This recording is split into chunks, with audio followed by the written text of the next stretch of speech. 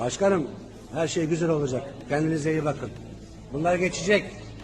Turkey, power, rebellion, and a mayor's arrest. Currently, Turkey's streets are burning, literally and metaphorically. Throughout Istanbul and other cities, thousands of individuals are taking to the streets. Their cries of democracy and justice fill the air, accompanied by the acrid smoke of tear gas and the cacophonous sirens of riot police. It's chaotic, raw, and unavoidable. The catalyst? March 19th, 2025. This was the day when Istanbul mayor and opposition heavyweight Ekrem İmamoğlu was arrested. The reason? Corruption charges and supposed affiliation with banned groups. But what's fishy here is that the arrest took place when it did, only days from the time when İmamoğlu would have been named the CHP presidential candidate for 2028.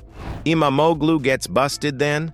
Sounds suspiciously not law and order, sounds like a political pawn maneuver. And frankly, people have had enough. The demonstrations began straight away. Initially, it was all about İmamoğlu to be released, but within hours it had snowballed into something much larger than that. This isn't about one man anymore. It's about decades of pent-up frustration finally erupting. Turkey's citizens are sick of creeping authoritarianism, an economy in free fall. Riot police took to the streets with tear gas, water cannons, and rubber bullets. Protests were prohibited. Arrests began to mount. On paper, this should have intimidated people into submission.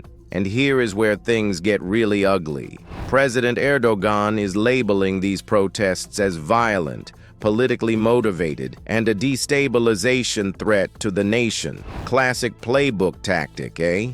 But for the protesters, it's not about destabilizing the nation. It's about rescuing it.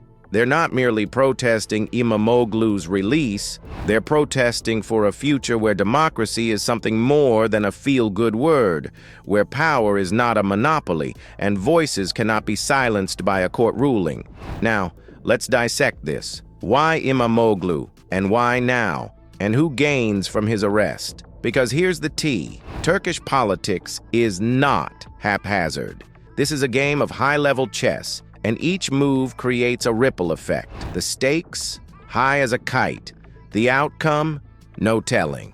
But one thing for certain, one thing we do know, Turkey's streets will never be silent again.